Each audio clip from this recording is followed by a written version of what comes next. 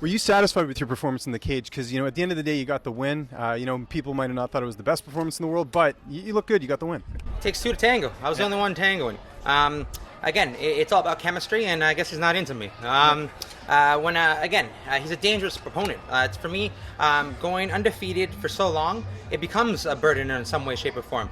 And although the silver lining from my last fight is I believe that I lost the fight and my opponent didn't win it, it still took away a lot of confidence. And with that being said, I got options for my next fight, and I took the toughest one because I needed to jump right back in there against a tough person. Sam Alvey has 17 knockouts, and he has a wealth of more experience than me. And again, I outstruck him probably 7-1.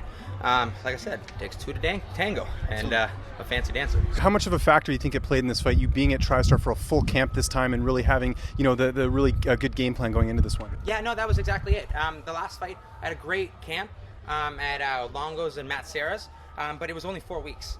This one I was there since I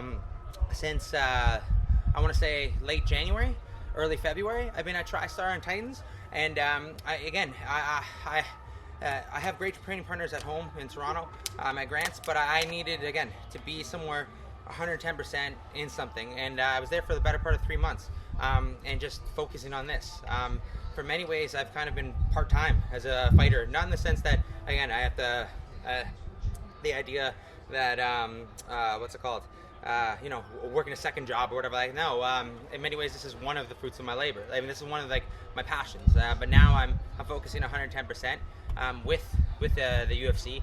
Not that I wasn't focusing. You guys know what I mean. I'm not doing camps. I'm training full time because as great as Toronto is, the one thing that I saved most, set aside the great training partners, the wizards that are my new coaches, and in addition to the other ones, it's just the travel time.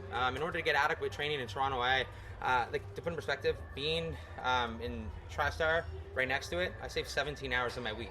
Not even regarding training. That's just 17 hours to read a book, rest, or do anything in between. You play the new Pokemon. Have you guys seen that new Pokemon Go? It is the coolest thing ever. So I'm a huge Pokemon fan, but whatever.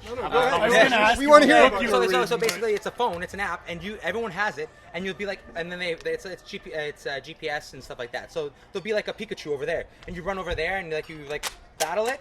And then there'll be someone over there that is a Pokemon master, and you go challenge them. So I'm pretty psyched for that. You need to get on that with Ronda Rousey because she's a Pardon? You need to get on that with Ronda Rousey. Yes, she's a big yes. Pokemon. Pikachu. So how close are you catching them all? But How are you going to celebrate after the fight tonight? I hit the dance floor. My after party's at Eve nightclub.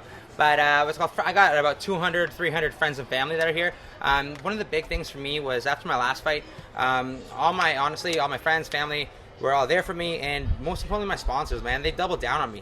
They allowed me to, instead of looking for every single dollar here and there, they doubled down on me financially and honestly just as friends, and allowed me to just focus on being me.